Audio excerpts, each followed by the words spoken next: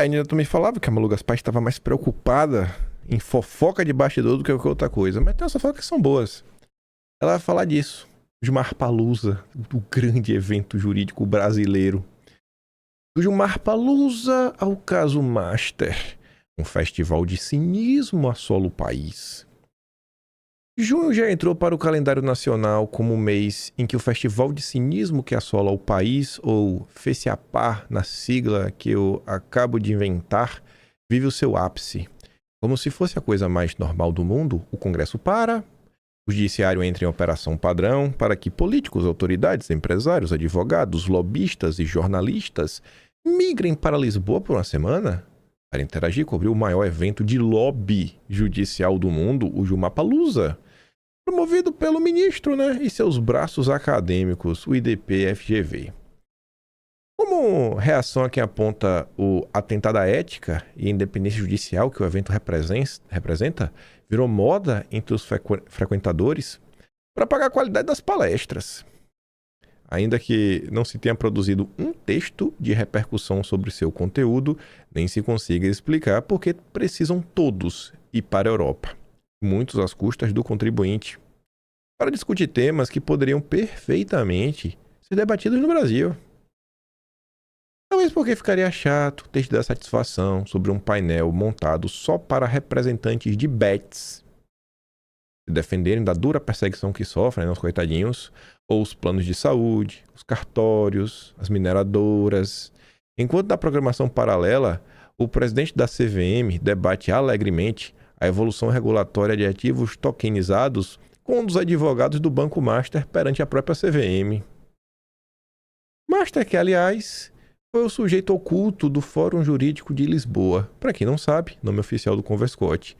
A sombra do escândalo fez minguar a plateia de políticos e autoridades, e ministros do governo Lula, aos integrantes de cortes superiores. Não adiantou Gilmar ter procurado vários deles para cobrar presença. O único ministro do Monte Olimpo que foi no Pedro III.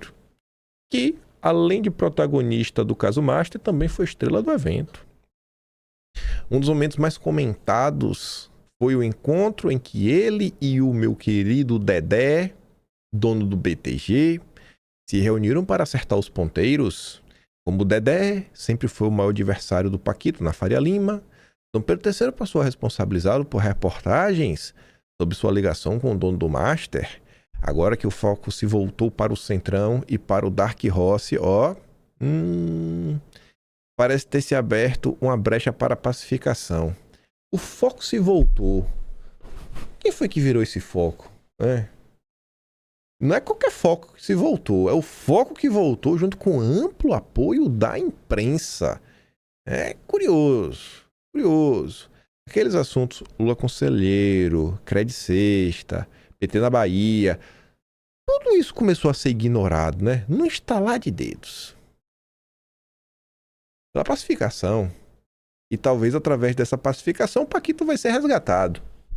Nos cafés, jantares e festas onde o Gilmar Palusa realmente acontece, a guerra de que mais se falava é travada entre dois polos do Supremo. O Mendonça, comando o caso Master, e os anfitriões de Lisboa, que buscam jogar uma boia de salvação pro Paquito. Vou resgatá-lo? 10 dias antes, Gilmar pediu vista do julgamento da segunda turma sobre a prisão preventiva de Henrique e Felipe Vorcara, o pai e o primo dele. Segundo a PF, o primeiro dia de uma milícia privada que espionava e ameaçava pessoas. Já o primo punha em operação o pagamento da mesada de 300 mil ao Ciro Nogueira. Quando Gilmar parou o julgamento, já havia 2 votos pela manutenção da prisão. Fux e Mendonça. Só que o Cássio ainda não votou, Como só votam 4 dos 5, com 2 votos, eles estão soltos. O jogo nada secreto não é o voto do Gilmar. É convencer o 4º ministro, o Cássio, a acompanhar o Gilmar, derrubando a ordem de Mendonça. E por aí começaria o plano de salvação do Paquito. Aí agora a informação curiosa que a Malu Gaspar traz, que é que de dentro da sua cela na Polícia Federal, Paquito vem ser informado de tudo o que se passa. Então tem um plano, e estão avisando pro Paquito do plano, por isso que ele não tá falando. Isso ajuda a explicar porque sua segunda negociação para uma delação premiada está prestes a fracassar sem que ele entregue informações novas nem confesse crimes. Paquito ainda acredita ser possível que seus amigos em Brasília deem um jeito de resgatá-lo. Ah, esse resgate. Com os brasileiros ligados na COP e depois na campanha eleitoral, vai que se abre uma brecha.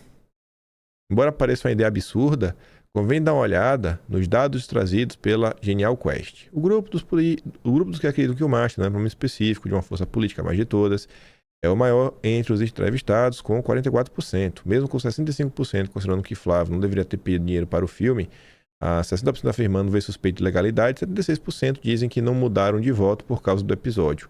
O recado é claro. Num país em que anomalias, como o de uma palusa, passam a integrar o calendário político do país sem que ninguém mais se incomode, muita gente se incomoda. Só a direita, óbvio, né? Mas a direita não conta. Não é vista como ser humano pela Malu Gaspar. Faz sentido esperar que a maior fraude financeira de nossa história, com o tempo, também seja incorporada a uma paisagem repleta de casos de pilagem e corrupção. Seria apenas mais um episódio a brilhantar o FECIAPAR, a única coisa que nunca falha no Brasil. Aí quem traz detalhes desse lindo encontro de reaproximação do Dedé com Dom Pedro III foi o UOL. Tem uma matéria mais ampla. A matéria mais ampla não tá muita coisa a mais, não. Traz a fala do Temer, né? Obrigado a todos que estão aqui nesse jantar. Todas umas besteirinhas a mais. Mas o grosso mesmo já estava disponível na matéria aberta. Por dentro do encontro de Dedé, Dom Pedro e Gilmar em Lisboa. O Dedé aproveitou a 14ª edição do Fórum para mover duas peças importantes no xadrez do Supremo, as únicas peças que estavam lá. Costurou o encontro com Dom Pedro III e bancou a participação dos principais nomes do evento do Gilmar Mendes. Por exemplo, aquele jornalista que é o Pulitzer, foi o Dedé que levou. Segundo o Dedé, não teve custo nenhum. Foi na permuta, sabe? No convencimento, no charme do Dedé. Cabe você acreditar, né? Dedé, dessa forma, aplicou 2 cheques. Estreitou a relação com o Gilmar, uma das autoridades mais influentes de Brasília, seja o governo que for, e conseguiu diminuir desconfortos com Dom Pedro III. O jantar com a presença de Dom Pedro III aconteceu após meses de desconfiança e intrigas. O ministro atribuía reservadamente a Dedé o vazamento do contrato de sua esposa. As dezenas de milhões de reais pagos em honorários fora do padrão de mercado revelados pela Malu Gaspar geraram um desgaste na imagem do Pedro III, distanciamento político do governo Lula e uma nova leva de críticas e ameaças da oposição bolsonarista. Aí você deveria se perguntar, né, cara, por que as pessoas achavam que era o Dedé? É só porque ele era inimigo do Paquito? Ainda que ele seja inimigo do Paquito, por que a Malu Gaspar, hein? Só porque ela está comentando do caso? A pergunta que deveria ser feita é por que as pessoas falam que Lauro Jardim e Malu Gaspar são os jornalistas de estimação do André Esteves? Essa é a pergunta a ser respondida. Por que eles possuem esses apelidos? Será que é verdade? Será? Interlocutores comuns a ambos, entre os quais o Michel Temer, aquele que comentamos ontem, que estava com a Tereza Cristina, tentando construir a união da direita, sem o Flávio, óbvio, sem o bolsonarismo. O Rodrigo Maia, que agora trabalha no BTG, e o próprio Gilmar Mendes, todos esses passaram semanas falando: Dom Pedro, o Dedé é nosso amigo, não fique triste com o Dedé. Quando Dom Pedro chegou por volta das 8 da noite no Hotel 5 Estrelas Four Seasons em Lisboa, em 1º de junho, Dedé pôde sorrir. O jantar para cerca de 30 pessoas, reservadíssimo, né? Foi o evento mais exclusivo e reservado do Gilmar Palusa. Além dos protagonistas da temporada de primavera, tava lá Hugo Mota, Kassab, Paulo Resolve e a presidente da Petrobras, Magna Chambriard.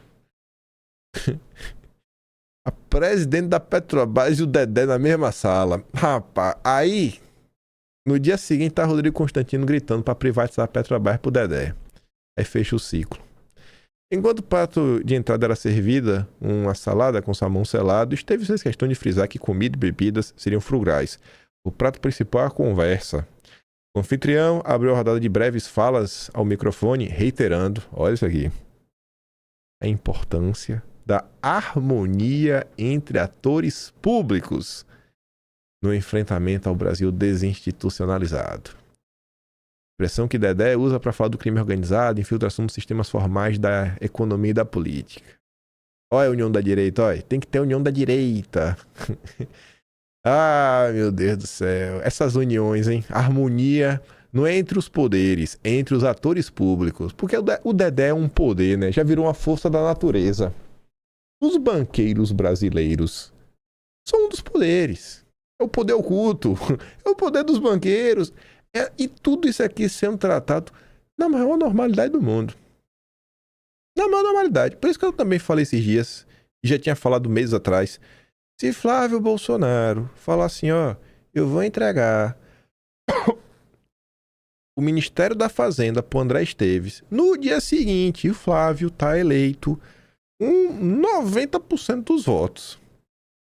Você depois fala, pô, mas não tem 30% de petistas no país? Ô, amigo, vai ser 90-10. Mas os petistas não vão votar 13? Vai ser 90-10. Como?